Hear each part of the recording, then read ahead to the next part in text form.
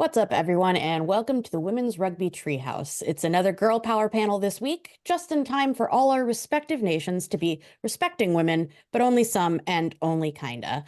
I'm your host, Julia, and with me are my co-hosts, Sian and Hattie. What's up, Sian and Hattie? Hey, How's everyone doing this evening?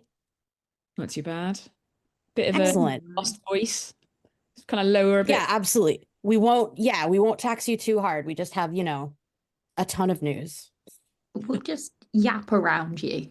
We'll yap around it. We always make it work. Women It's always be still be well, chatting. it's fine. Yeah. So gobby. Oh, I've heard recently we're very gobby.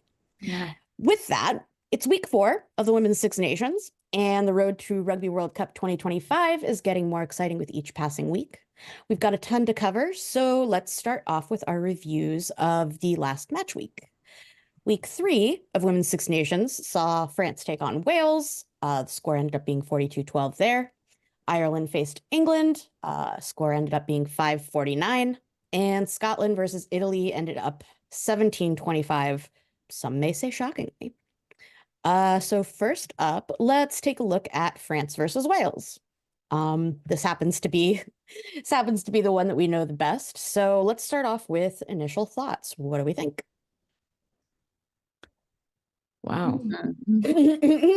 we all hesitate.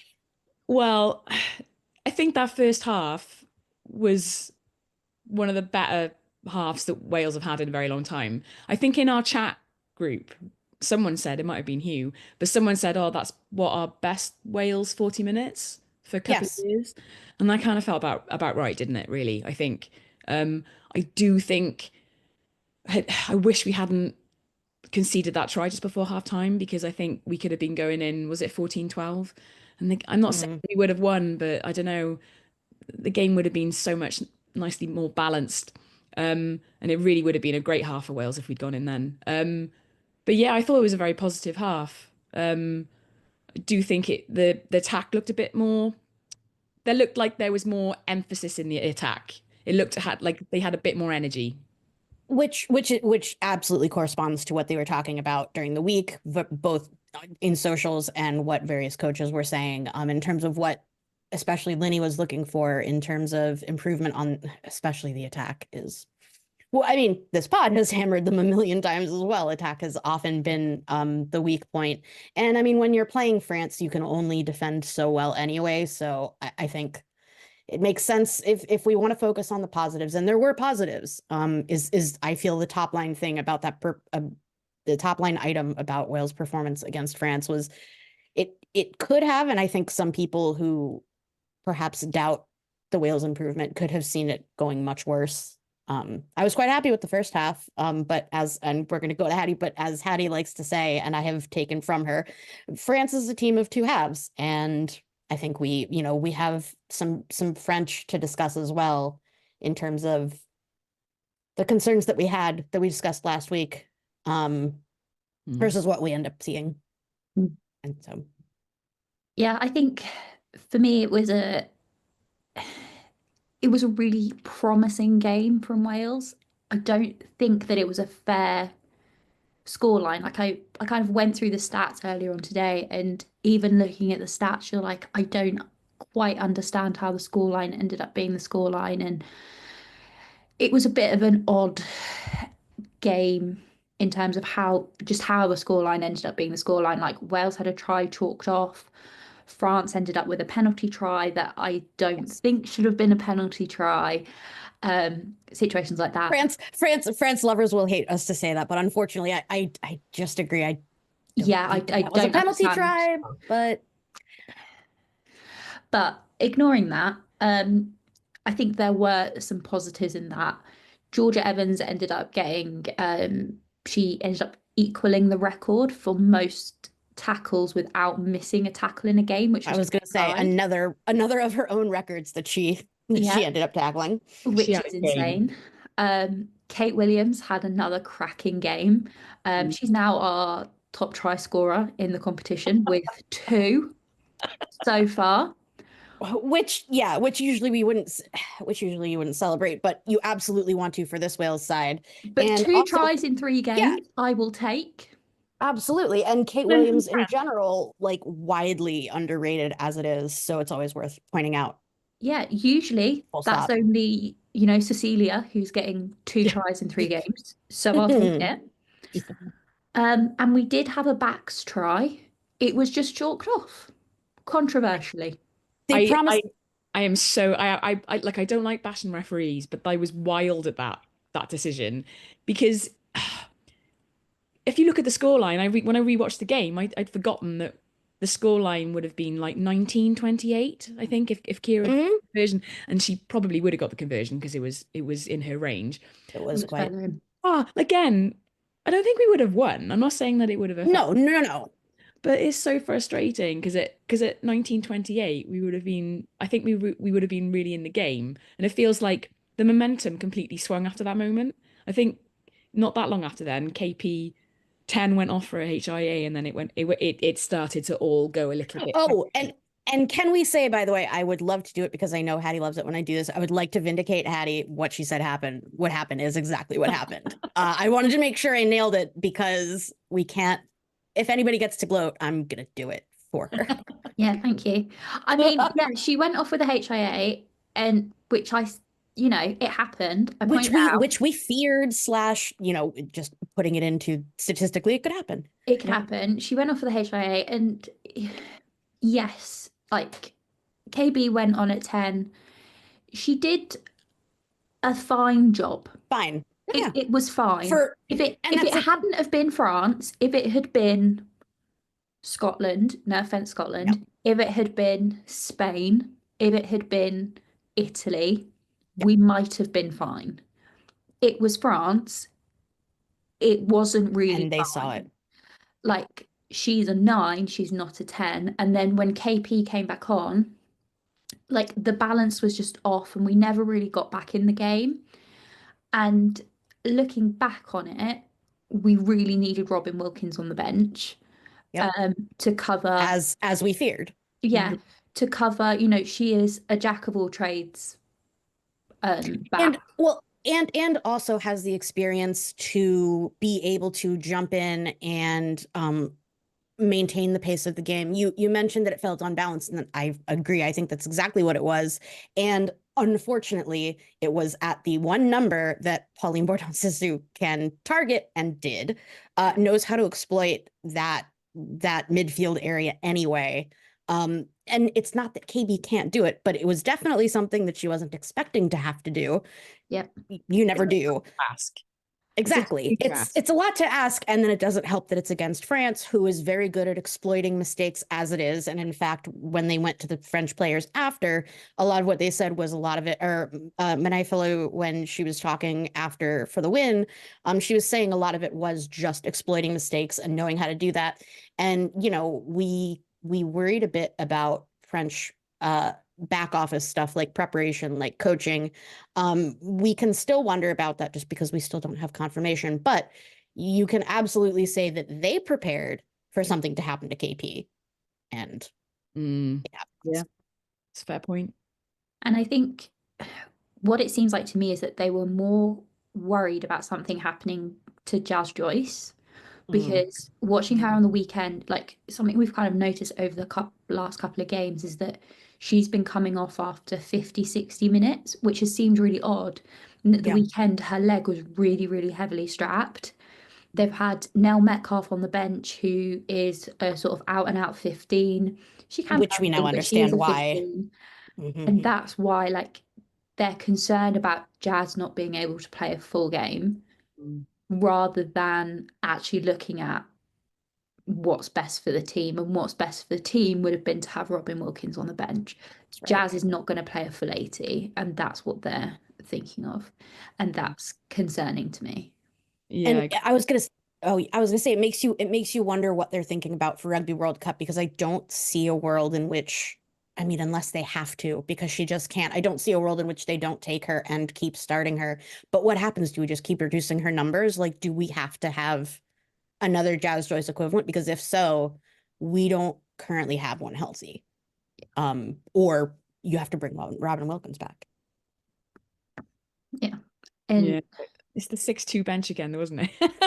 Well, no, but we joke, but it's actually reasonable to bring that up, especially because that was the specific worry. It would be different if it was just, oh, a 6-2 bench and also something weird happened. No, the exact thing that you predicted happened. So the question now is, this is the Six Nations. It's important, absolutely. But what happens when this happens in the World Cup?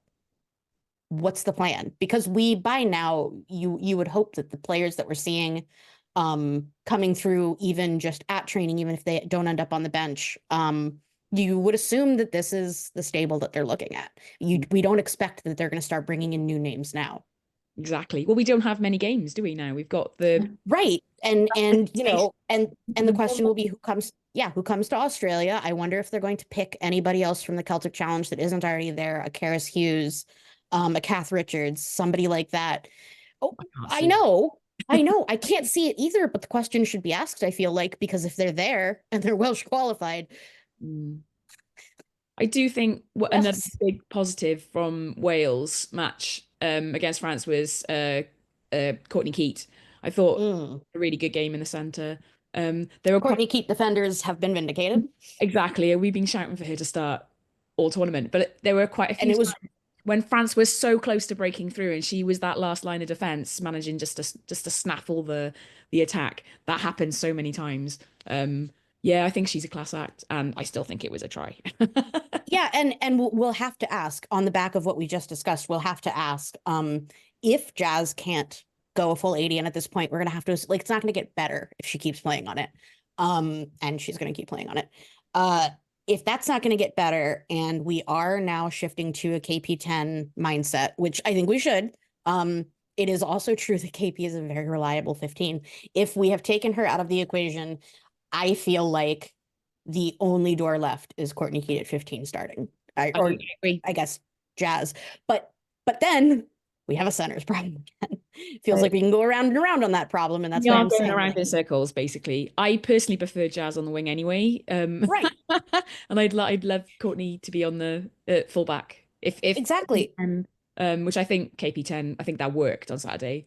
And defensively, CK15 is great anyway, so I don't have a problem with that. But yeah, we have a problem at centre.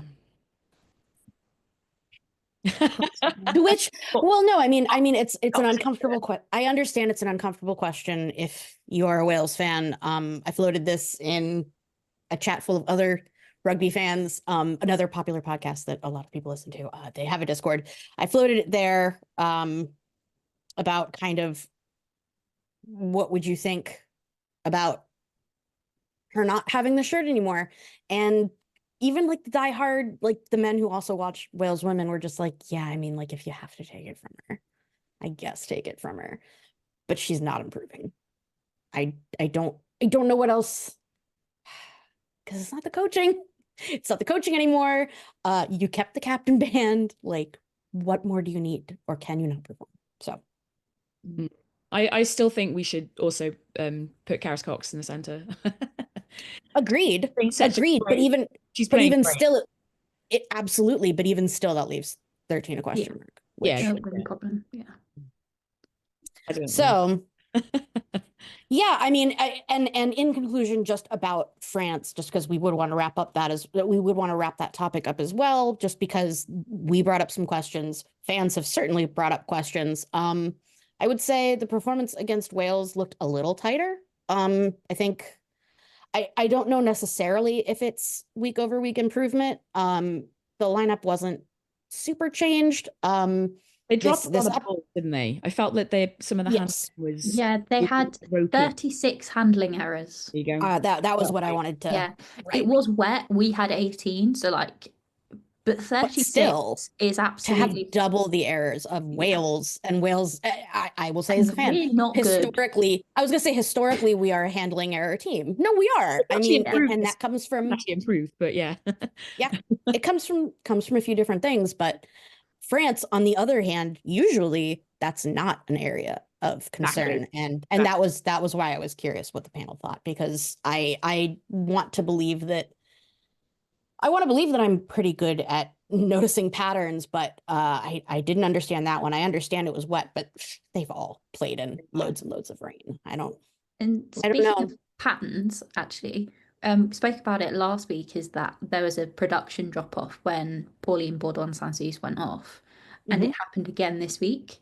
It did. So they had their second half again was their best half, but they actually only really had like about like 26 minutes of production in that second half. Yep. So she came off after 66 minutes. They scored 2 tries after she went off. One was the penalty try, which was a minute after she went off, and the other was at 78 minutes, which was just like a driving try at the try line. Both Which those was just the forwards going for it when Wales had like absolutely just like lost the will to live, to be honest. Which so they literally did nothing for 11 minutes. Right, which isn't necessarily characteristic of them either. But unfortunately just brings up more questions that apparently we're not going to get answers to, because I know we're not the only ones. There are also French language speaking podcasts that also can't get information out of this camp. We've got friends, we've been poking around. It's not a team that likes to run their mouths. The question hanging over the head of coaching, we know that the coaches don't love working together, but that's all we know. I think we'll get more answers perhaps when they play Italy next week. That's one that you would think will be super tight. And I feel like if we see tight, that will answer a question. And if we don't, it will also. I'm kind of interested to see what would happen if they played a full game without Pauline Bourdon-Sansus, because I just think they would fall apart. I agree. And see, I do agree, but isn't that worrying? Anything can happen. She could stab herself peeling an avocado. I think again. they would score a couple of like quote unquote boring forwards tries. Sure. But I don't think they would actually be able to function as a squad. So do we feel like there is a disconnect then between the forwards and the backs that can only be remedied by a really functional 9? Is that how we feel? And I also think it's her leadership as well. Like, sure, I think she is. Do you remember that clip that we saw of her shouting at the team and like, I mean, that amazing one. Like she is such an inspirational player. Absolutely. Obviously, a huge key in their leadership. She's, the team. She's the glue, isn't she? Effectively. So it's interesting that she's not the captain. We've seen this across a few teams, actually. It is, yeah. But I to be fair, I thought she had quite quiet. I know she for her, but for her she had quite a quiet game. I thought KB pretty much stitched her up. She looked a bit more under pressure. And she's so hard to stitch up that really blew her lid a couple of times as well. Exactly, they were getting quite frustrated, and I am quite proud of how Wales did stand up to France. I think that they did. They pissed them off, to be honest. I was gonna say, I'm gonna be honest, I expected this to go much worse for Wales. I did too. I 100% did. But I think that we actually stood up to them and we'll be like, no, hang on. And I think like I said earlier, sorry to go on about it, if we'd not conceded that try just before half time, it's such a critical time. The 10 minutes before half time. The tempo could have absolutely changed. All about momentum. The crowd were getting a bit arsey. You know what the French crowds can be. we know and love the French crowds. Please don't come for us. And I just think that it would have been interesting to have gone into the open, the second half with the crowd getting a little bit funny, but we'll never know. It's all ifs and buts. But yeah, I think there were positives. But although I think the tackling for Wales still not good enough. It's not where we want it to be. Yeah. We have a lot to cover. Let's push it along. We've got Ireland versus England next, which was another one that I think we've got a little bit to discuss about. A bit of a predictable scoreline in the end, but still a little bit positive for Ireland considering the same kind of battering they've gotten in the past. Again, the final score was Ireland 5, England 49. But of note, that 5 was held by very low, 0 and then very low for a much longer time than Ireland had done for a while, which is a bright spot. That said, it didn't persist. They also didn't have an amazing second half. I am curious what you guys thought of that performance. Yeah, so it was actually 5-7 at half time. There we go. And then England just absolutely smashed it in the second half. As 42 points in the expected. second half. Mm. Kept Ireland scoreless in the second half. Um, when I kind of had a little look earlier, both of them absolutely smashed it out of the park when it came to ruck speed. Um, Absolutely. both the teams, the ruck speed was, Bonkers. yeah, It was, absolutely insane compared but to is any other really team. good news for Ireland because historically less of a strength that they've had there, and that just in my opinion it comes from the nine shirt being developed. I don't feel like they have a KB or a Pauline Bordeaux-Sissou. I don't feel like they have somebody that you can rely on to pace the game like that. And in fact, we'll definitely be talking about that with Their Scotland. But ranking in the Celtic Challenge has been really good. Like that was one of the again, that we they were have to credit it. They're using smashing it the everything. right way. Yeah, exactly. But I actually have a bit of a controversial hot take for you all. Mm. I love these. So, I actually think that one of England's biggest problems in that, especially in the first half and for the beginning part of the second half, was that they were playing that game. They were meeting Ireland where Ireland were comfortable, which was playing at this like hyper fast speed. Which is fantastic that you could push them to that. Yeah. And Mo Hunt was meeting them at that level. Mo Hunt loves to play really, really quick. And this is what England love to He's do. happy too. The rest of the team can't. Yeah, like Mo Hunt and Mo Hunt's version of England is to overwhelm people by playing quickly, and they will absolutely just kill And they people. fall apart. It, Yeah, it it works very well. I feel that that's Mo's number one way of unstitching. And we talked a lot about, like when we were talking about Wales France, about how the two nines were playing against each other. I feel like that is for me, it's my number one thing that makes Mo so formidable. Is I mean, she plays at a blinding speed. I don't think there are many nines that we can think of at all in the history of women's rugby who keep the pace like that. Mhm. Sorry, but go on. against Ireland, it just didn't work. Mm. Um, Because Ireland can meet them and kept pushing them back. yeah, and it just wasn't the right choice for that game. Mm. And so she actually ended up coming off. They'd scored 2 tries with her on the pitch. She ends up coming off. I think she came off like around like the 55 minutes, something like that mark. Yeah, it was. I checked it. She Yeah, quite a surprise for her to come off, really. yeah. Mo Hunt. Lucy That's what I was. Packer came. Lucy Packer came on. She scored. Not scored. She slowed the ruck speed down a little bit and just controlled the tempo a lot more. 5 tries after Lucy Packer came on, and she just controlled the game a lot more. And I think Which you that wouldn't expect, she would but it really no, worked, and it makes me wonder if that's why. Because we'll talk about it when we go to the previews, but we are seeing a very different England lineup for against Scotland. We're going to talk about Scotland as its own yeah, team, but um, and when we were watching it all together, we wondered the same thing of like, should maybe Packer have started? I I don't know, or was this just happenstance that it worked? yeah. I wonder I if think Ireland this had is a game plan. Sorry to interrupt. I wonder if Ireland had a game plan and it was all like they were so focused on, oh, they've got Mo Hunt and they were so focused on that area that bringing Mo Hunt off, they kind of didn't really like Just threw them into disarray because the plan was to face Mohan. exactly. but then the Irish head coach is the former England attack coach. So Not he's being, gonna yeah. know Mo Brilliant. Hunt and like That's actually a Tatiana really good Hurd point. and everybody. Like he's gonna know them so well. So it's kind of a stitch up in some ways that like, he's gonna know them inside out, back to front. It's Mm. incredibly smart, and especially considering the problems that, again, we're Wales fans, that Wales have had. We know that Ireland is really good at prep, and probably with that information in your back pocket, there's a lot you can do, even if you don't have the raw, so what some people would call raw talent of the Red Roses, the raw preparation of the Red Roses. You can absolutely confound them. What I would say about that, it works both ways.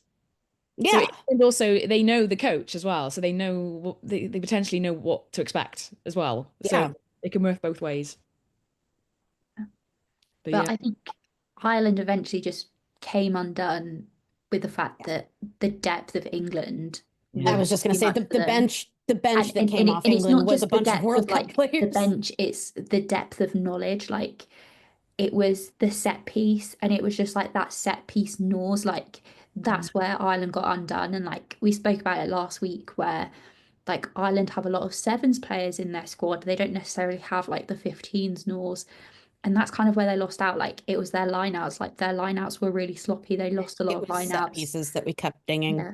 Like their line out jumping was really sloppy as well. Like, and the lifting was sloppy. I went and had to look earlier. Like, it just wasn't Yes. good. And well, we could also wonder, I mean, we would go down another road if we went this way, but when we were chatting about it, trying to figure out how we felt about this, we did note that Tricky wasn't available. I feel personally as a line out person, I feel that her missing was felt. With her missing and also Sam Manan missing, I think that there is a set piece dearth of knowledge. Or England do have a really good line out as well, don't they? I mean, yes. So good. In So my we all Croft and opinion, Abby Ward. Come on. in my opinion, they had their best line out jumper on the bench, who's Ruth Campbell. Ruth Campbell. Yeah, Ruth Campbell and you know She's the argument young. there, the argument would just be young, yeah. Yeah, like Ruth Campbell is very young. She maybe doesn't have the experience, but she's their best line out jumper. Like she's an Athletically speaking, she was what they needed. yeah, I completely and agree. instead they had Dorothy Wharton, I believe it was Fiona too, both of whom are like converted back rows in the second row. Yes. And they just didn't quite have Yeah, they just didn't quite have the nose to It it. didn't click. It wasn't, It didn't click. yeah. It was just quite sloppy. Mm. So yeah. And they ended up conceding a yellow card from the scrum as well, which was Oh, she yeah, that really was thought yellow as well. Yeah. Yeah, which was really kept on at the frustrating ref. at the time. Exactly. It was one that I do feel like a little bit of maturity in, and you know, I go back to this, a little bit of maturity in the set piece, a little bit of, and you know, this could go to the conversation about the team leadership as well. I would like to say that like I've been a little bit wrong about Emily Costigan, you know, maybe not being the leader that they need. I feel like I've been a little bit wrong about that, but at the same time, certainly not a captain who necessarily knows when a set piece isn't working or knows how to express consternation to the ref about that, knows the right verbiage for it, knows the way to get in the ref's ear when you need to, you know, the way that like a Mo Hunt would or a KB would. Yeah, we will see. I feel like we could start to pick that apart, but we should actually just wait for next week to do that, because when it's against England, like, yeah, that's what's gonna happen. Yeah, England just exploited it. Yeah. And yeah. Speaking of exploiting, actually, we will scoot right into one that is it's going to be a hard conversation, but it's an interesting one. Our final match of last week was Scotland versus Italy, where Italy took the win 25-17. Yeah, For me, that was a shock. for me, this was a real shocking match. I think there are a lot of questions for Scotland. And Rachel Malcolm and Helen Nelson both, when they were commenting after the match, expressed the same thing. The phrasing that we heard was, you know, it just wasn't enough. It wasn't good enough. And that's one way to put it.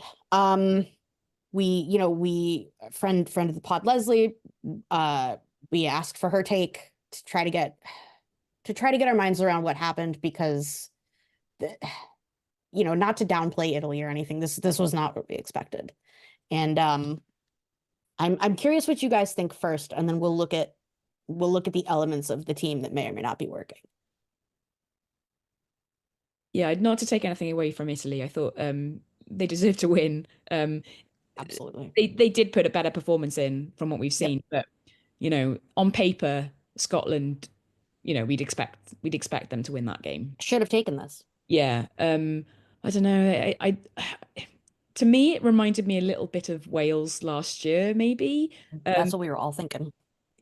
Kind of reminded me of the Ireland game last year, which I think we kind of expected everyone. Well, you know, Wales to do much better. And it felt like Scotland maybe thought they were going to win and sort of took it, you know, didn't really prepare great. They didn't seem very well prepared to me. I don't know how everyone else felt. No, and it just felt off. Well, I completely agree. And what we took from our Scottish friends that we polled and that we were asking, what were your thoughts on this? They also brought up coaching and leadership. You never really expect to bring up the word leadership with Scotland. It's a weird place to be. It's a weird place to be. But when we say leadership, we mean more than just, and this also speaks to the notion of leadership in rugby. You can't just lay it on Rachel Malcolm's shoulders. Has to be kind of an everyone affair. We could argue that maybe there was lack of cohesion there. But there's a lot of question for the coaching. There's the same questions that I felt, you're absolutely right, that I felt for Wales, Ireland, that we later found out was they just didn't watch tape. Did you not watch tape? What Yeah. happened? Yeah. I mean, that's down to management. That's above the players. They can't decide that today we're watching tape. They can't decide today we're going to tell you like Italy can beat you. There's a chance that the coaches came into this saying like, we're going to prepare for this. Like, we know it's a win. We're going to take it easy. Maybe they took it easy. I mean, we don't know. Yeah, it is frustrating because we all like Scotland. Yeah. Italy can be quite hard to break down, and we saw it in the WXV with Wales. We got dragged into this kind of like forward battle. Yeah, it was a war of attrition at one point. It was, yeah, and when they're in that mood, they are very hard to beat, and I think that it happened again with Scotland, I think. One thing Italy is really good at is that when they have formed a crack in your game plan, they are really good at making it bigger. Yeah. They're really good at poking small holes and making them bigger. And that's how it felt as it went on. Yeah. Yeah. And they do have some their back three, and they've Quite. I mean, Scorbini had another amazing game. And Ragoni had suddenly decided she was going to play. Yeah. I mean, Scorbini's been their absolute best player of the tournament so far. Exactly. She's turned up every single game, but their back three had an absolute party. Every single one of them scored. Muzzo got 2 tries. Muzzo had a phenomenal game. Absolutely player of the match easily for me. Yeah. Like by 50 minutes it felt right. Sorry. But then Ragoni is one of those players you cannot discount her. You cannot go into a game thinking that you can't rule her out ever. Even if she's playing for Sale, who won 1 game this year, You because can't she give her could an pull out inch. some magic absolutely randomly on the 79th minute.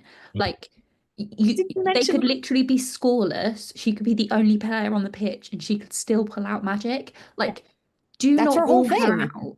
Exactly. I think it was last week we said that she hasn't been, for her standards, she's been quite quiet. She hasn't been unlocked. Yeah. She's a little bit anonymous, which is not like her. She absolutely came alive in this and match. it was as if she listened to the podcast and was like, right, I'm going to prove those. She was like, all right. I'm just all right. She's like, I don't need to hear that from a Welsh fucking accent. Yeah. She just had the best game I've seen her play in a while. Years.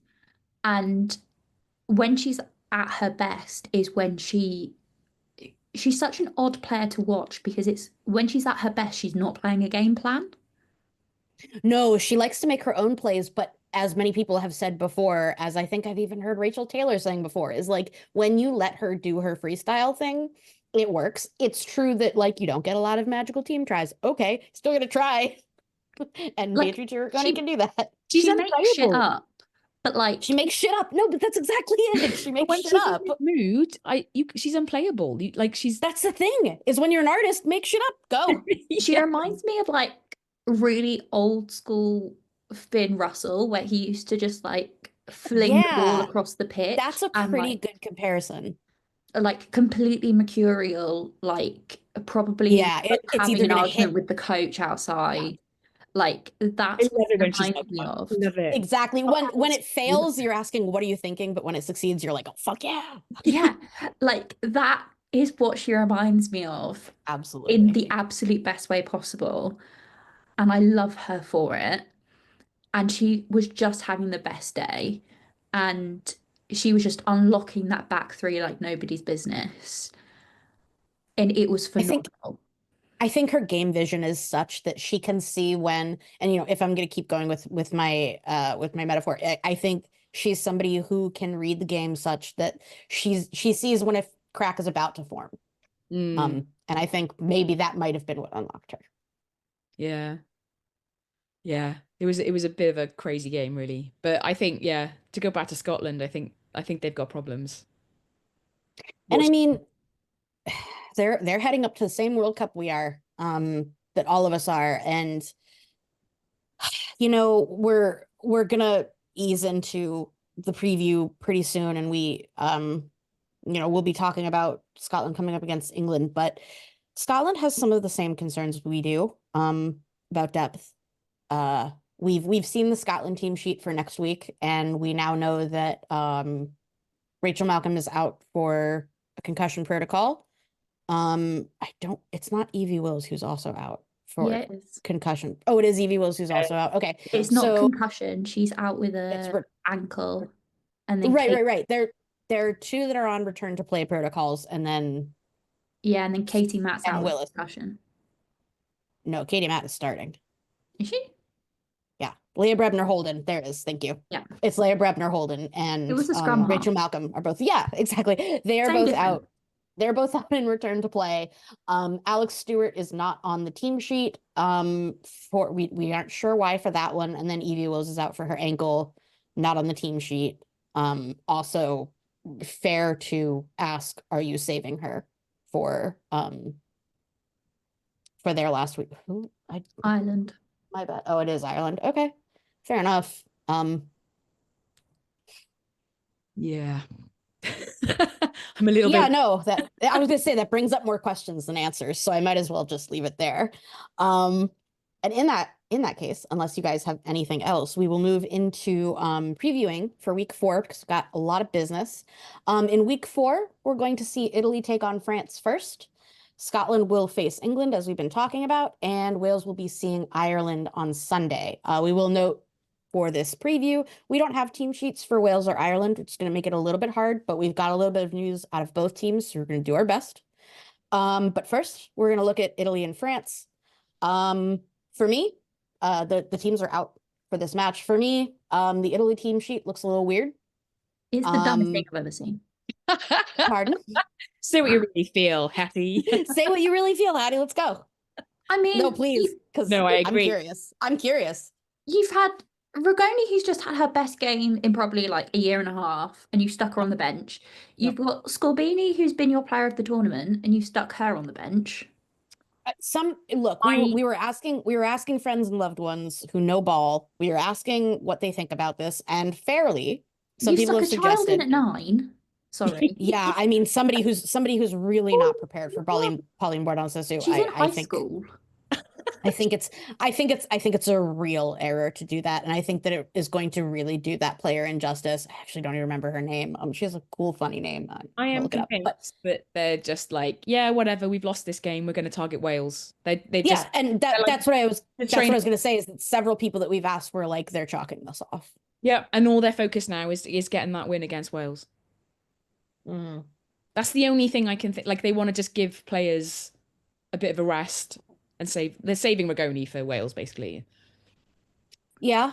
I don't know. Yeah, why, fair. I just don't know why else they would pick that side. I don't know. I wonder if so like I don't know. I don't want to come off as as a man-hating gobby lesbian. I don't want to come off like that. But I mean, like, might their coach be bad at coaching? I don't know. Zebra agreed with me. To be fair, they did sack him. They sacked him for being bad at coaching rugby. I mean, it's a fair point. I don't know. That's got to be it. Has this win gone to his head? Yeah. But really, we joke, but it was something that I thought, especially because they really celebrated him for that win. And again, not to take away from the Italy players, I'm not, but I would like to take away from him. I don't think that you like masterminded that win. I think Scotland played way below their standard. Yes. Sorry, they played. I hate to say it, but especially because we're all Scotland fans as well. They did not play well. I don't feel like Italy stomped them, and the scoreline agrees with me. if it is that the coach is like, oh hell yeah, I'm big shit now. Ooh, And as we've just said, just like wait. the coaching of that, there was no coaching involved in that win. It was No. Rigoni playing Yes, her own Doing shit. Rigoni ball. It was Rigoni ball. exactly. So like all he did was play the same back line that every coach ever would play. And Yes. now he's It was taken not the artful. key cog out of it. You know what it reminds me a little bit of? When Wales beat Australia last year, The just first time. first, Yeah. yeah. Which kind of was like a bit of a fluke. It was more down to Joe Yap kind of not, the Australia had been They traveling. hadn't gelled yet, and just Joe Yap like their was coach kind had of just gotten there. he was Their trying coach had just gotten there. it was all that kind of stuff. I don't know, it just felt like a little bit of a coincidence and a fluke that we won rather than sort of Yes. a Which massive. is fair. Looking back at it, and especially looking at the track record, we know that it was a fluke. So that's absolutely fair. And again, like I really want to emphasize this because I'm really not trying to take away from the Italy players. They made magic out of what I feel was very little. And that's on the coach. Yeah. So looking forward, I'm not giving him any credit. And to me, that's how this lineup looks. Yeah. Wild. So we'll see how that one goes. On the other side of it, France, I'm really, I don't want to ignore them. I'm really not too pressed about France. I think that unless something weird happens, this will be pretty comfortable for France. Don't want to jinx them ever. But They're gonna have to improve a lot if they're gonna challenge England. right, the big thing I think France is focusing on, and and I'm sure even France would say, like, we don't want you to think that, like, we don't take Italy seriously. But at the same time, they know who their last match is. And they know what they need to do that weekend. And I think that all of us who are really focusing on this closely agree we're looking at England. That's where we want to analyze this one. I don't know how it'll go. I would love Italy to pull out some magic. It's totally possible, is my take. But France do have some big names back though. They do. right, we would be remiss not to mention. Of course, we're thrilled Romain Ménager is back.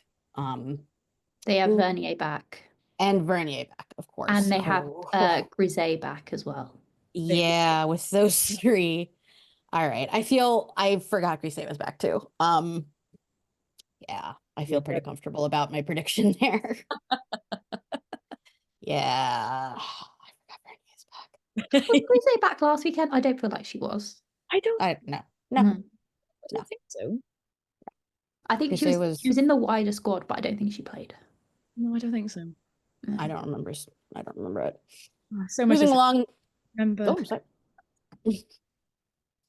Moving along, then we will very briefly, just because we've hyped it so much, we really focused on Scotland, and everybody kind of knows what to expect from England. So Scotland facing England, considering the losses that Scotland has in terms of team, the way England's been, I don't think I'm going to tell any listeners anything they're not expecting. Yes, does anybody have anything revelatory? England have picked. They've picked rather light. They haven't picked their A team, have they? They've not. They do. In fairness, the rest of the pieces that they didn't have starting, they do have on the bench, so at least it doesn't look disrespectful. They have dropped. Why has her name left my brain? Who are you thinking of? Who are you thinking of? Zoe Harrison. They've dropped Zoe Harrison completely, which I thought was really odd because she had 100% kick success last weekend. 7 out of 7. Which has been an issue for England recently. That's at 10. Did she start at 10? Yeah, she started at 10. Yeah, she did. Wait, got Ollie Aitchison at 10 this weekend, who the only she's not as good. Under pressure. I mean, the only thing I could think of is that, to my mind, and again, loyal Women's Rugby Treehouse heads will remember that I am slightly only a career front rower. But to my mind, the one team that I don't want to be kicking in open play a lot to is Scotland, regardless, considering 11 through 15. Yeah. Yeah, this is more like I'm talking kicking at posts. Oh, So. for sure, Yeah. kick for posts. Well, I think maybe it might also be a little bit of signaling that I there is still- more Does it faith in really Holly matter if they Aitchison. only have like 50% of them? No, No, probably I not. still think she makes mistakes under pressure. I don't think that's gonna. I don't Holly think Aitchison or Zoe Harrison. Zoe Harrison. She did against Yes, Wales. I agree. I Oh, completely agree. I- I think I I'm I not. have I'm lots not of takes saying on it. she was dropped for that necessarily, No. but she did make a couple of mistakes against Ireland under a little bit of pressure. But yeah, Then I think like last weekend, Holly came on at 12 and they played really well together at 10 and 12. they did. Yes, they did. Yeah, which is interesting. That's a big one. Now I'm about that actually. It's a Mm. very good point. Hmm. So yes, they do have Holly Aitchison starting at 10. We don't have her in the squad at all. Okay. Mm. Maybe she's Might be something. doing- Yeah, I was gonna say it might be something that they don't want to telegraph to people. Um, I I'm think they might just be going for rotation though. Like, yeah. That's what I was thinking, preparing for Yeah. France. I'm kind of a little bit disappointed that Emma Singh is not in the team or the. I don't think she's on the bench or anything, is she? I don't think. no, Nope. I'm No, really no. no, disappointed. had benches, Mo Hunt, No, the Hayley bench Rowland, kind of and Gaz. I was gonna say the bench kind of sucks to me. I don't know. I'm not I don't think anybody on this pod is the hugest May Campbell fan. No, the rest are, I guess, I would rest have are liked fine. What you I would have liked expect. to see Emma Singh play. It's looking like she might not play at all this Six Nations, which is a bit of a shame. She For who, started Emma the Singh? first game. Oh, she but did start the first She game. did. I forgot. Yeah, I don't know. I just think She gets a Oh. run out against Italy like every other year, and then she goes back in the. her little box. Yeah. I'm convinced that she must be like secretly Wales qualified, and they're just like, oh, we must keep Okay. like. We fucking wish. Okay, we've looked. I They're got like, the we can't let it ancestry.com. lapse. Look, they've got Ellie Kildare. I get it, right? Okay.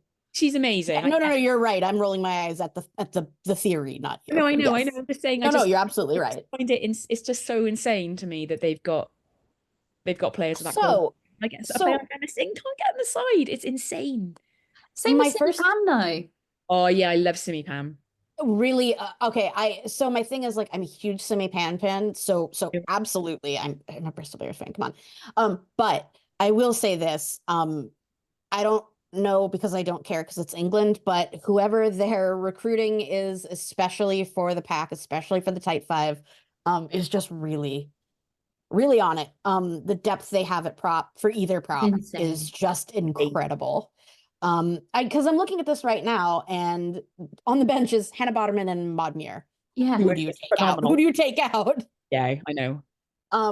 I myself, like, I'm not a huge Kelsey Clifford adherent. She's great. Of course, she's a Red Rose.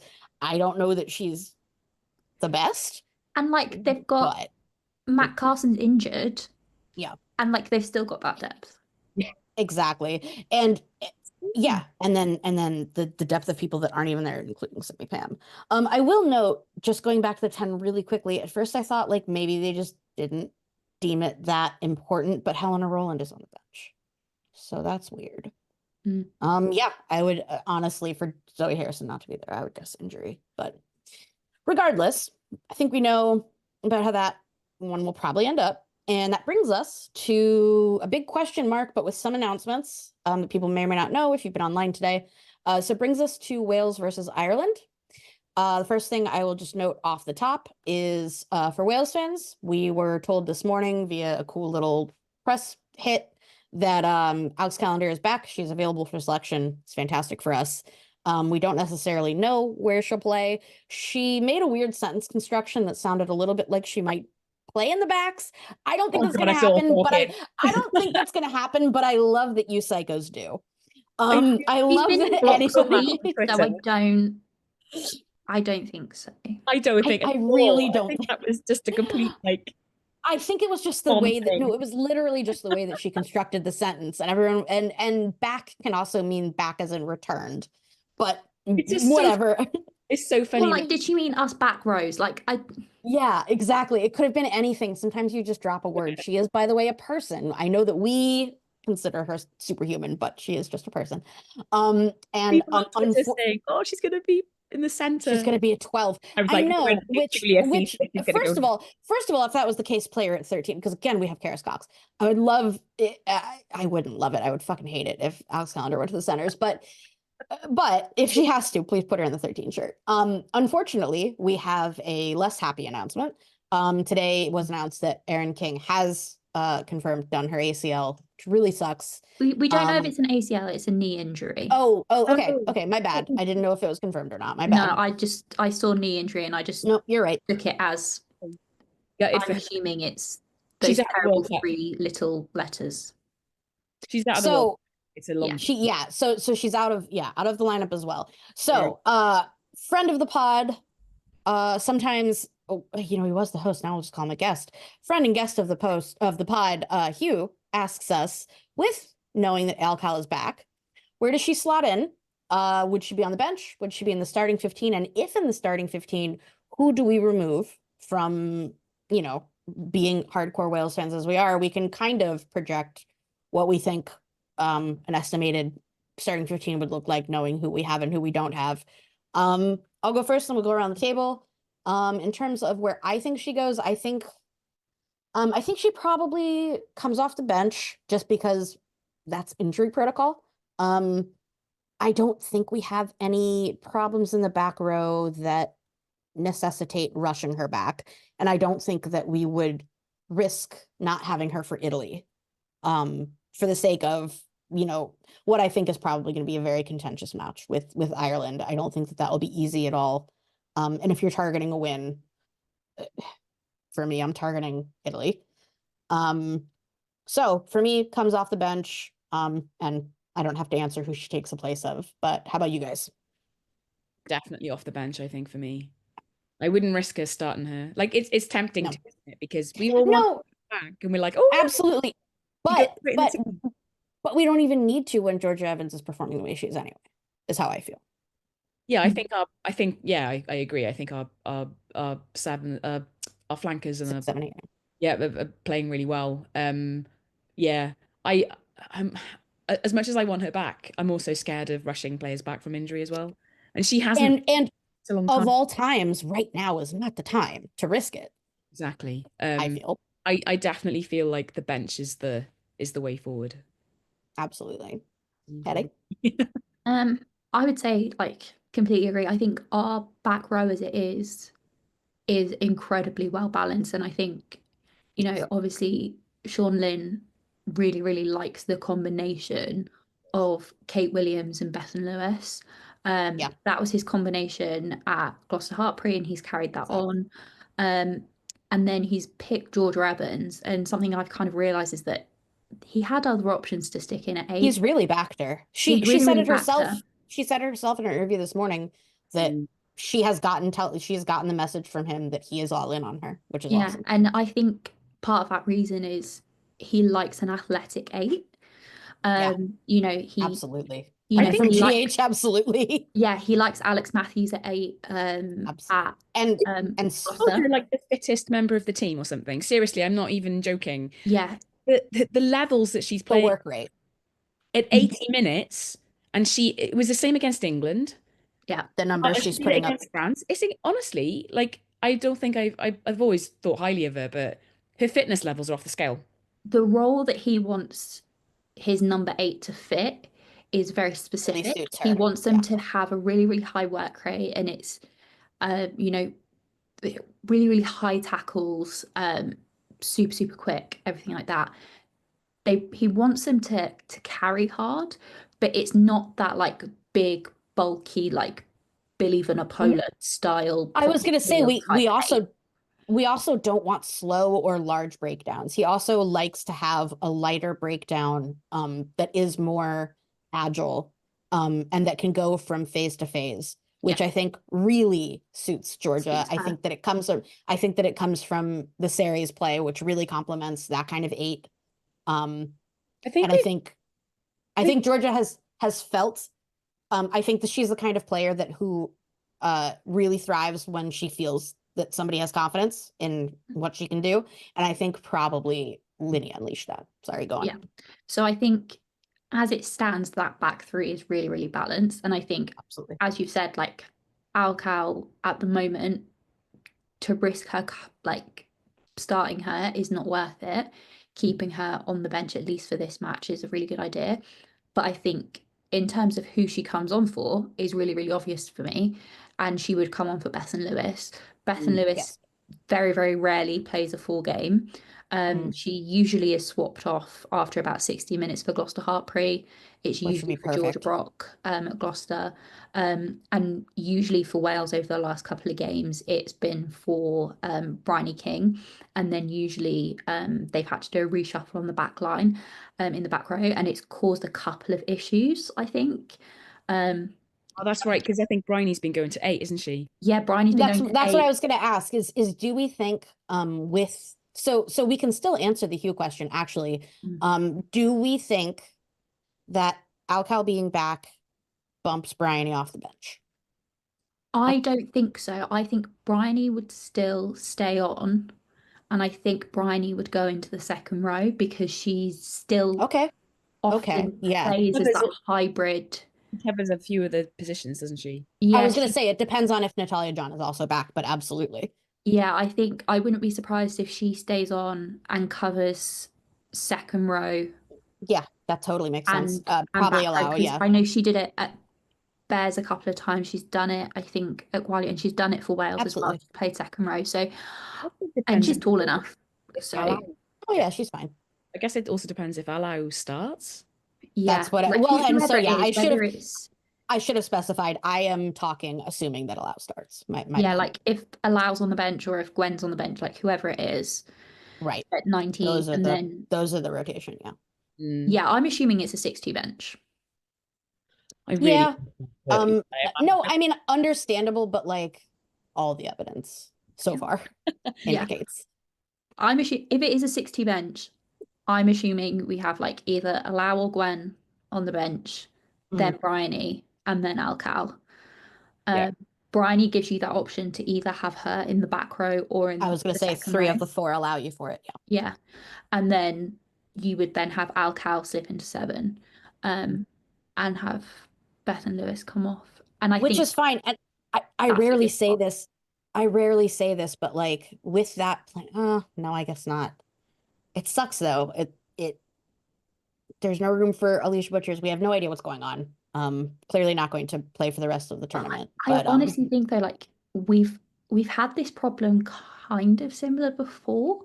Yeah. Like I don't know if you remember, like 2, 3 years ago, where again when we like didn't have too many injury problems, like you had Alicia, you had Alcal, you had Bethan Lewis, you had absolutely. Shonick, Georgia. you had Sian, like they were all of Georgia, like you had all of these players fighting for these positions. Like we've got such depth in our back row. It's so much It's so an that we made excellent most of problem them to have. crossovers with second row. We need to stop having back Crossovers. rowers. Yeah. I know, and we keep producing them as well. Well, but the thing is, there's a difference between being able to do it and having to do it. Because ideally, you would like all of your players to be specialists of their position. In an ideal world, like like the Red Roses at this point, Marley Packer can play on the flank, but you want her at 8. Yeah, I know what you're saying. Yeah, Zoe Aldrop can 6 or 7, but like why? Ideally, we would like to be there too. And I was just thinking about the number 6, and I was like, ideally, I would like Alicia at 6. I still think Alicia and Alcal are the best 2 flanks. I agree, but I agree, but also just from the evidence that we're having now over this tournament, I also agree with Hattie. If you are to make, and see, that's the thing is, I don't like that it doesn't include Beth Lou. I know this is the thing is, like, it's hard. It's really my hard. issue has always been like I do think that like if you were to pick just like our best back rowers on merit, it would probably be like of all time, not necessarily in form right now, it would probably be Alicia, Alcal, and Beth Lou. Yeah. If they were all Georgia. in form. However, Georgia. I would put Georgia at 8. I think they Georgia, don't balance each other out well. Georgia and Alicia play so well together. Yeah. They don't balance each other out well. And yeah, so fair. No, that's fair. So it's really hard, and that's why I'm like, this is why I love the back row combination that we have, and I think Beth Lou and Al Cow swap each other out quite well. They have very different energies, but they kind of do The similar play I was roles. gonna say the play style is not too different. It's not too different. Yeah. And I think swapping Al Cow in is quite a nice swap and brings the energy up. Yeah, I think, that's gonna be a huge yeah, boost. Is gonna be that energy boost. yeah, like Kate Willie, Al Cow, George Evans, that is a monster back row. Yeah. Absolutely. And like that I'm excited for. But then if I think about that, I'm like, I don't know, like Alicia Joyce Butchers sticking her in. Her and Kate Williams is kind of different players, so I don't. I agree. Yeah, I think that that's one of the that then most doesn't I work. think And that's then one I'm of the like, most well, her and disparate Georgia are pairings. different players, so then you can't. It's not a direct swap. So like, the balance isn't quite there. I know what you're saying. I think it's like when they've played Georgia in the second row, isn't it? Yeah, and it's the Exactly. same That's like what I was with thinking. centers as well. They've Like won you the can have final two excellent together. centers and they don't It's work just different together. energy. And she's brilliant. What She's not, I don't know. I prefer when you Hank or exactly it's like, when you play a paired position, generally, even if it's, yes, absolutely, even all paired positions, wing, second row, prop, flanker, all of those, yes, both of them do slightly different things. Usually you want them to be complementary. You don't want them to either play too similar to each other or to be completely disparate. Um, and again, this is the thing with a few positions, I think, in halfback, yes. I was centers. just going to say at the same time, like it's also what we've been clamoring for. So you can't really complain that much that we have we have two complete back rows that if you needed to slot in, you'd be okay. Mm. The only problem is having them all fit at the same time. So with that, Great question, Hugh. Thanks. yeah, thank you, Hugh. So looking forward, let's this one's going to be a little harder, but let's get score predictions in just as a nice little buffer, and then we will round it up with some other rugby business. How are we feeling? Score predictions. Should we do all three matches at once, or should we go match by match? Let's do. Let's do them Let's all. do one. Yeah, let's do that. All right. I'll start us off then, just because I'm looking at all of the matchups. Let's see. For Italy, France, I'm going to say France is going to take it. I'm going to say 35-5. For England, Scotland, damn, this one is harder now knowing all the injuries. I'm gonna say England is gonna take it. Scotland 5 again. England 55. And for Wales, Ireland, I am so sorry. I do think Ireland is going to win, not by a ton. I'm gonna say Wales 10, Ireland 15. Oh, Yeah. Yeah. I am wrong about it every single time. So I'm like every week I feel a little bit less bad because I'm just so wrong all the time. I'm terrible at this. I am Great. really Great. bad. Then Sean's next. I'll go next and give my terrible score. Wonderful. We're all wrong. Here We're we women. go. We're not good at math. We're not women of math. I'm just gobby. Um, I think France will win. I really can't. I find this one really hard. This one's really hard. After Both teams Italy's are so performances, I hard to know. exactly in both teams. You just don't know what kind of teams are going to turn up. I think probably about 35-40 to France. I think Italy might score about 10 or 15 if they play like they did last week. I was also going to say I neglected to consider this when I gave my score. This is my own bad, but they are playing in Italy, Yeah, which does count. Which does count. maybe a little bit, maybe. I don't know. Yeah. No, I think you're right. I think you're more on the money than I was. I think I was a little off. I know, I'm terrible at this, remember. Scotland and England, I think England are going to score at least 50, Yeah. possibly more. Um, yeah, Scotland do have some. when they can run the ball, can't they? So I could either see them actually scoring a couple of tries like Wales did, or nothing at all. So let's say 10. Um, Wales, I think Ireland are gonna score a few. I think it's gonna be like something 30 odd 10. I could see that Anyway, also. The only I love you, Wales. You know I do, and I'll be there. I'll cheer absolutely. you on. But yeah, I think I was gonna say the only upside is that we are playing. Are we playing a Dave Parade? we are Yeah. playing a day parade. There I you have to go. go to Newport. And you're making Sean hike to Newport.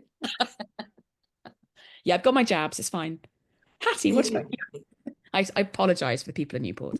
That was fantastic. Sorry. It's so hard, isn't it? It's really Yeah.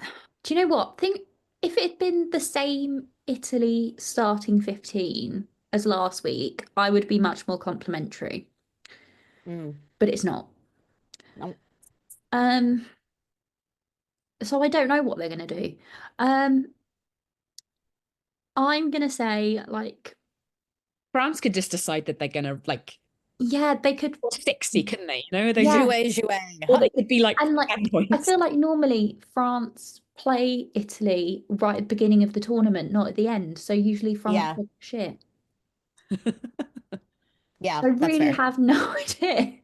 Yes, I'm gonna say like 40, and they're kicking well, so I'm gonna say like 49. Yeah, I take that. Because they've got a good back line. Yeah. Vernier's back. Mm. Yeah. I'm gonna say 49, 10. Yeah, that works. Yeah. And then I'm gonna say, yeah, 'cause I'm just gonna think that Rigoni's gonna come off the bench, she's gonna be really pissed. Yeah. Yeah. Scotland, England. Scotland historically don't play well against England, and they're playing in In Leicester, England. and England historically play well in Leicester. It's in York, unfortunately. No, it's in Mm. Leicester. Yeah, they play rubbish in York. Yeah, they play It's rubbish Leicester. football, but they're playing in Leicester. So She's not listening. She's not she's not listening to listening us. to me, They're but playing in Leicester, Sean. I know, you said. Oh, not York. I know, I was saying it's a shame they're not playing in Oh, York. okay. oh, I but was it's like, just a oh shame they're my not playing God, York. Oh, right, okay. Is there a York in Leicester? Oh yeah, it's a shame they're not playing Play in York. crap in York, and I was like, oh no, why can't they play York in all their games? Sorry, Yeah, it's true. Yeah. Yeah. I love you too. Fair. Maybe not, but you know. All right. All right, Hattie, give us the damage. Wales Uh, Ireland. I don't want to say nil. You're So gonna like say nil, aren't you? 65, but like I won't be surprised. 65. Yeah, for England now. You're talking. Yeah, No, I she's think. talking Wales Ireland. Oh, Oh No, I no, think okay. no, Oh, no. okay. Sorry, I thought you were already giving it. Okay, 65 to what? No? no, like 65, but it Oh, might be. 65. I Gotcha. wouldn't be surprised if Scotland nilled. Sorry, Leslie, I Yeah. really do apologise. We're basing this off of what you told us. We love you. We love you We dearly, love you. We know. but like, All right. All right, then give us the other damage, Wales Ireland. I might just jump out of a window instead of watching the game. Yeah, we might just not. Yeah, I might just not pretend it didn't happen. You're gonna have to. I am going to I'm text gonna you. wear a Yeah. blindfold. I was gonna say Sean is gonna be there and I'm gonna be in your phone. I'm Yeah. just gonna wear a blindfold. It's fine. I won't know what's going on. Yeah. Do you know what? It could either be a bloodbath or it could be really close. Could be really close. And Which I do you don't want know. to My concern is Wales's defense has been a little bit leaky. So I think Yeah. that's I think we could We really need to see that forward back. I think we compete well with teams actually in periods, but I'm just concerned that we'll just leak tries. But our set piece is significantly better.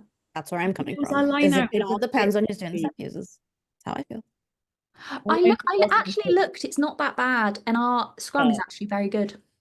Our scrums are going well because of Jenny Scones. Yeah, James James Jones is Guns. doing it. And Ireland is not good.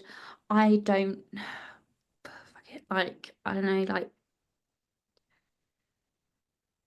24 to 20, and we're all going to be really upset about it. Hell yeah. Oh, hell yes, that's a great. Hell yeah. That'll be I fun. really hope All right. that's gonna I'm happen. in then. Yeah. Then I'm in. Mm. All right. Fantastic. I'm stoked for that then. And that brings us to some people's favorite And we segment, finally surely. get a backs try. Oh, And we're going to get a backstride that is allowed. please. We're going to all get I- backstride. And it's allowed. All right, rugby lovers. If you are a lover of rugby, I have some any other business for you. This past week, we have been seeing a lot of women's rugby all over the world, which is awesome. First off, we had the historic Super Rugby Opiki and Super Rugby W. They had their first cross the ditch match. Ended up with Super Rugby Opiki's Blues taking the win over Super W's Waratahs. It was a historic event. Everybody said that it was a really great match. On the NZR Plus, I feel really bad. It was at 3 a.m. my time, first of all. I think NZR Plus is a website/app, but that is where the game will be. I was asking some pals. We didn't see the replay up yet, but the replay should be there. Definitely check that out. And speaking of really good matches that you should watch the replay for, Spain retained the Rugby Europe Championship title after another dominant showing against their perennial rivals, Netherlands. They play each other a lot. They are constantly battling for that title. Spain ended up taking it, even though beloved captain and beloved player of the pod, Laura Bimba Delgado, was out injured, still took it. Fantastic match.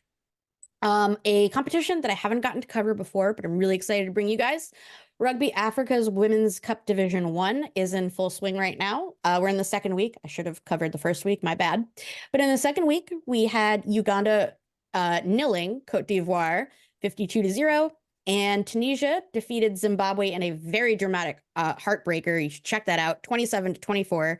It's a fantastic sign for Tunisia, which is a really young program. You can catch those matches on Rugby Africa's Facebook page. Finally, for my own benefit, and I've brought Hattie and Sean into my madness, we've got Women's Elite Rugby here in America. It's a light weekend this weekend coming up, just the one match on April 19th. The Boston Banshees face the New York Exiles in a rematch. They've already played each other once this season. Go Exiles. I'm allowed to say it's my podcast.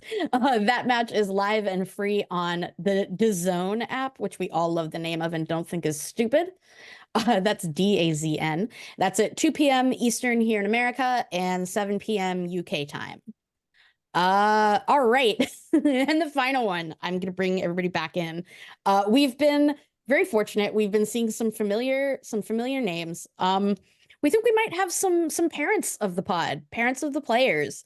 Want to say hey to them. Thank you so much for listening. If you're out there, if you could drop us a comment or say hey to us on socials, we would love to know if you're checking it out, and definitely if you're making it all the way to the end of the Yap Sesh. Thank you so much. Any other business from the Peanut Gallery? We are your favorite players' parents' favorite podcast. We are going to make that the tagline. We're shopping it. We want to see what you think. If you are a parent, confirm that we're your favorites. It would mean a lot to us because our parents don't tell us that we're their favorites. So if we're your favorites, it would mean a lot. Which is unfortunate because I'm an only child, so.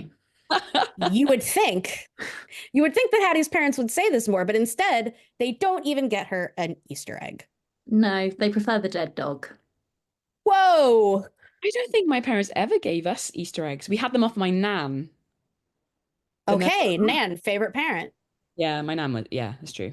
For me, just like being American is weird, I'm Jewish, which is also weird. So no Easter egg for me, no Pesach egg for me. I buy them myself and eat them in the dark. Fair. So thank you so much for joining us.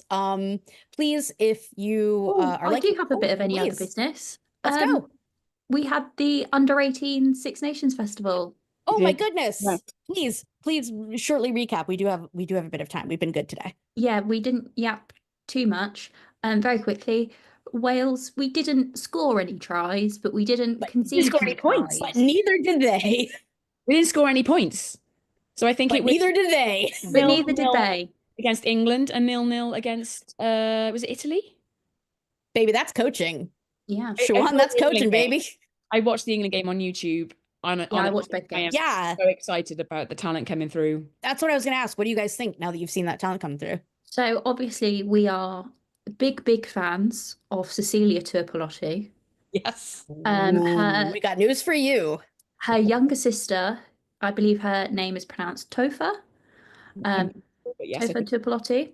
She so the way that the festival worked, because it was over the sort of like long weekend, is that they played there was like two, each country had like two 15s, if that makes any sense, and they each 15 played like a 35-minute half. Exactly. So it meant that like they could play two countries each over the weekend. And so actually, well, they played a couple of games each, basically. It just meant they got to play more people. And so yeah, I got to watch Topher play, and she was the hooker for one of the teams, and she was incredible. she was. She did play, like, obviously there was like familial similarities in that she was a big ball carrier like her sister, a big hitter like her sister, Yep. Such a good, and extremely strong. that's such great news because literally the But- two is where we were worrying about for depth for Wales. But go on, Yeah. sorry. But yeah, there's a but. She is quick. He is rapid. You don't say. You don't say. Front rowers that seem like they Um, could be centers, you don't say. But So for any of our like male fans of like Welsh men's rugby, anybody who's a like fan of that, if you remember peak Tulupe Faletau, obviously That is what I've been cousin, hearing across the board. That name has been bandied about a lot for that her. is what she reminds me of so much. Obviously they're related, but like it was just like I was watching her and I was like, that is exactly who she reminds me of. It was bizarre. yeah, Which is such good 100%. news for Wales. And that For is a Wales lovely senior. compliment to give somebody. Yep. Agreed. He was just bouncing people off. I think the whole pack played well though, didn't they? They were Yeah. just, The future is really bright. I think that the one thing that WRU has been doing right is that they got Shuey and Snowy in. And it's I mean, actually, to wrap that up, actually, congratulations to Cardiff Met And for winning Cardiff Met. Bucks. Yeah. First, I believe it was the Good first Welsh team to win First Welsh team. Bucks since it's To win. become Super And Rugby. whatever it's called, the Milk Championship, which I'm excited I was about, which I'm confused. completely Did you see obsessed the with. like branding, like the pads and everything? Yeah, I think, but see, so I understand that it like is the name of an official something, but for me, I like to believe that you were just like, we need to tell the Welsh people about milk. And I was like, you did. My nan used to be on the milk board, like the Welsh milk board. The milk board. Oh, all of you have quaint ass stories like this. I don't know if maybe I don't know if it is a Welsh thing or if it's just an everybody but the Welsh thing. Is it like I don't have any stories about my oma being on the pork board? Like no. Well, no, she wouldn't be, would she? sorry. That's hilarious. No, that killed me. You're right. It's just not that bad, dude.